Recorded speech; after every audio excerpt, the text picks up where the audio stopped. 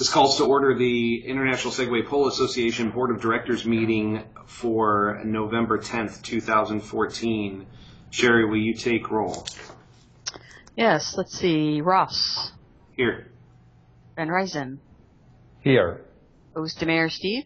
Here. Ozdemir Sherry here.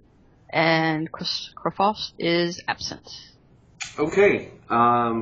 We have minutes from October that we need to go over. We have did you already send those out, Sherry? I don't know why I don't see them.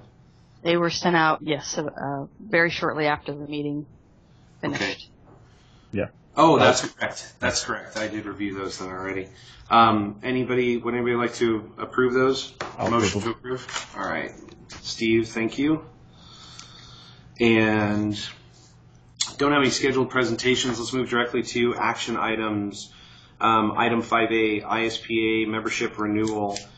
This specifically relates to removing the inactive members ahead of the election and the response to the recent membership offer. So, Steve or Sherry, I'm assuming that would be one of you guys. Yeah, I've set up the Teamer database so that you can either send out email to everyone who's been in ISPA, for several years, or the people who are members. And at some point, I'm going to need to change that so that we narrow the group down to just members. I kind of didn't want to do that until I was sure all the election email you guys wanted to send out had been sent out to a wider audience. But I'm ready to go. Okay. How does that affect we did the inactive, right? You made the members that are currently inactive. Correct. The people who have not paid a membership fee in 2014 are now all marked inactive.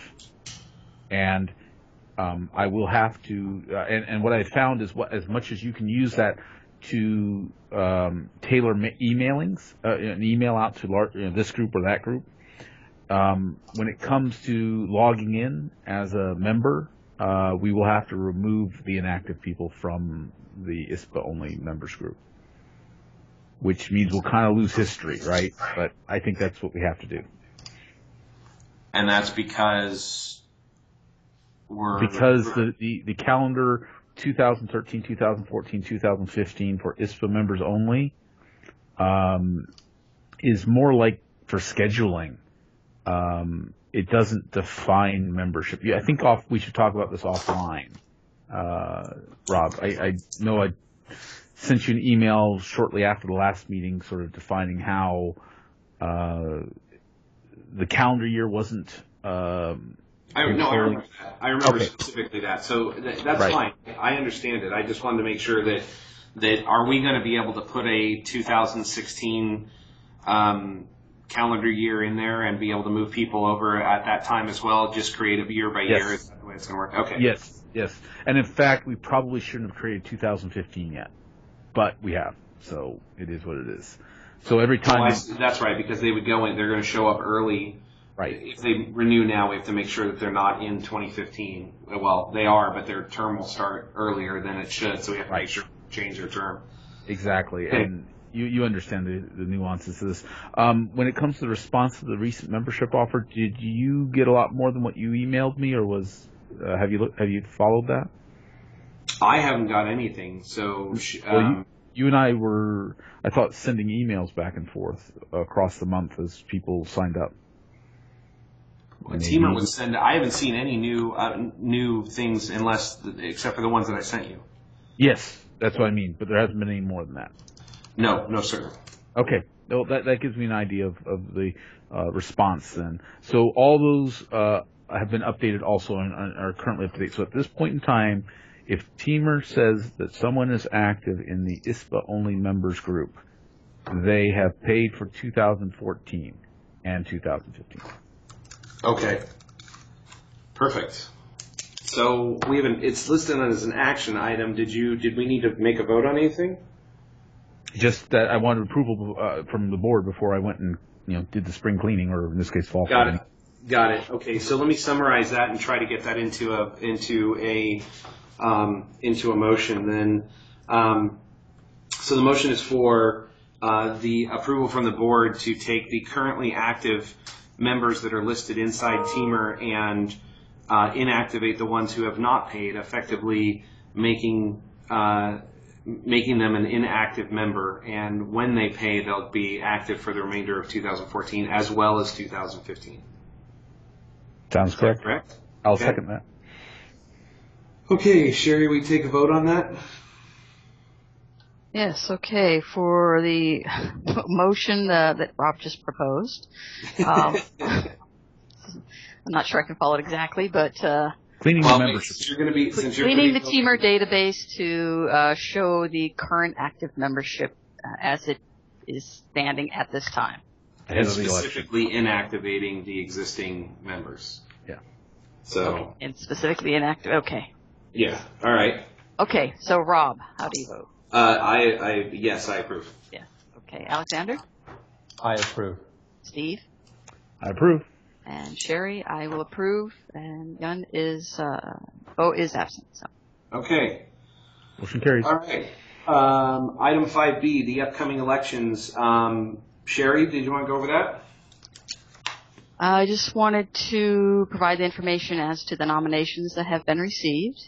And we have received one nomination for the chairmanship position, and that is Olaf Funke. And he has responded and has agreed to run, accepted the nomination. We also received 3 nominations for member at large, and they are all for the current member at large vote. That's the total responses that I have received. Okay, and has Bo responded at this point? Bo actually nominated himself. He was one of the 3, so I would take that as a yes. Yes, yeah, I would say that's fine. That's fantastic. Can we? Well, first of all, it's in action items. Is there anything we need that you wanted a vote on, or is this just an update? Yeah, it should have been just an informational item. Okay. I can move that in the minutes. Okay, that's fine. Can I ask a quick question before we Certainly. move on? We haven't received any for treasurer. Are we, in the past, Rob, is it important for the treasurer to be an American? That's a really good question. The answer to that is that our bank will allow access from outside the country. We've proven that with because we were testing it with Mark Dickmans. So we were able to do that. So it does not necessarily have to be an American. But what we found out when we were working with Mark was that the accounting practices in other countries differ from the type of accounting practices in the U.S. Specifically speaking to the bank situations, Alexander, can you speak to this as far as in Sweden? Do they have checking accounts and savings accounts, and is it very similar, or am I even talking in the right language? Yeah, I mean, it depends on how you set up the business, of course, but any type of business would have a, checkings account, a savings account structure of any normal business. Or organization, as well. So here we, the way that the ISPA is organized from a business structure doesn't make a difference from our standpoint, from the banking standpoint. We have a general checking account, and then we have a savings account that has no money in it. We're not saving money. We're just essentially using the checking account. And all we're really needing to record in is, cash flow going in, revenue going in, and expenses going out, and categorizing those so we know if they're a write-off or not, or, if they're tax deductible or not. That's really it. I thought that was going to be a really simple procedure, and we would be able to have anyone in the world do it. And Mark does all the accounting for their team and their club. He said it was very different and might be difficult for him, but not because he's just from the difference in country. I don't think it's reasonable to limit that. I think if anyone wants to take it on, it's all done through Teamer, so it's basically just recording inflow and outflow of revenue. Right. Do you feel, Alexander, that would be something too difficult that we should say, hey, it has to be someone in the U.S. or? Well, there is one more thing, and that is the 501c will put new requirements upon the treasurer, right? No, the 501c3, essentially because of the amount of money that we'll be bringing in the organization in the early time, it's not enough to worry about. We'll be filing basically a single piece of paper with our with IRS, the Internal Revenue Service, to just simply state that we didn't have revenue that exceeded a certain amount, and that's it. Okay. So it'll be pretty simple. Yeah, so there's no profit and loss or any type of accounting documents you have to produce. No general accounting for the 501c3 in essence, but we will have inflows and outflows of money, and Teamer will keep track of that just like a checking account register. And the only thing that we would need to worry about is anything that wouldn't be a deduction, and anything we do in the course of business will be a deduction. So I don't see us having any taxable events anytime in the near future anyway. Okay. Well, and it doesn't sound like international treasurer versus American treasurer makes a difference in that case. Thanks. So, Sherry, would you be willing to either work with Bo to get something posted to let him know that we still have a vice chairman position open wait.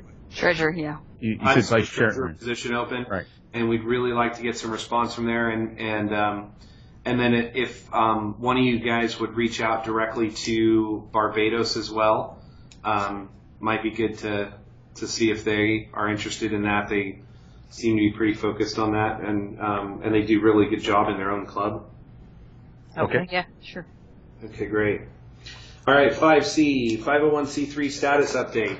Well, the good news, and I'm excited to say we don't have any bad news. The good news is and I sent out a copy to everybody, we did receive a letter from the Internal Revenue Service that states that our applicant has been received and that they are in the review process. Now, we've had this issue in the past. Shoot, hang on one second. I'm so sorry. Hold on, guys. Is this Andy? Oh, hey, Adam. Can I transfer you over to Daryl, who's the person you'll be talking to? I'm actually on another line. No problem. Hang on one second.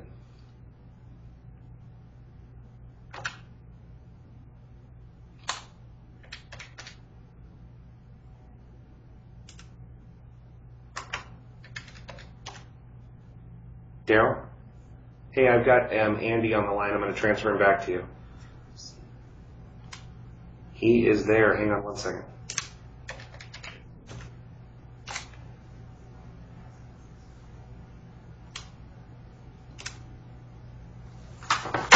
Okay, hopefully that'll get him. All right. So we did receive that they received our information and that it's in process review. However, we've received a letter in the past saying that they've received our information and it was immediately rejected. So, so the good news is that it's being processed, and that's a lot farther than we've ever got before. So, it does state in the letter that in 90 days from the date of the notice, which was sent on October 17th, that we would either receive our exempt status or it would be twice as long before we find out that they have a problem with it. I really, really do not anticipate having a problem since this is the third time I think we've been through this. So I don't see any problem with this particular application. It looks good. Everything's on it. So I'm expecting a good notice from them that we are approved as a nonprofit, official U.S. nonprofit organization by, at the latest January 17th. But I am hoping to hear prior to then. However, it's the end of the year, and it's the U.S. government, so things don't move quickly. But I'm really happy to report that we received that information. So at the very best, we're moving along there. It's not specifically an action item, just an informational item. I wanted to make sure everybody knew that we were going down that.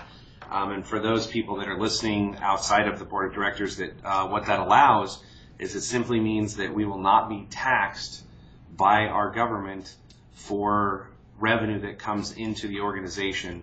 It gives us money to spend directly on the membership and directly on the organization itself, and not have to worry about paying taxes on money coming in like a business. So, and then one step larger than that is that it will absolutely give larger companies the ability to deduct from their taxes any donation. Actually, it gives the ability for anybody, not just larger companies, but individuals as well, to deduct their donations to, or any monies paid to the ISPA as a taxable, as a deduction or a taxable or non-taxable donation. So that means that when Segway sponsors us, or other companies that are looking at providing sponsorship for us, any money they pay to us, they will get to immediately remove from their taxes as revenue. That's a really good thing, and that is one of the holdups of finalizing our negotiations with Segway. So really this is a big deal. It's something the ISPA has been trying to do for years and years and years and years, and I really feel confident that this will close that out. And then also my commitment is to the new board that I will stay if requested to. I'm happy to continue finalizing that and continuing down that, even though I'm not going to be on the new board. I'll definitely continue to help out any way that I can, and I can continue monitoring that, and once it gets done, then just at that point give it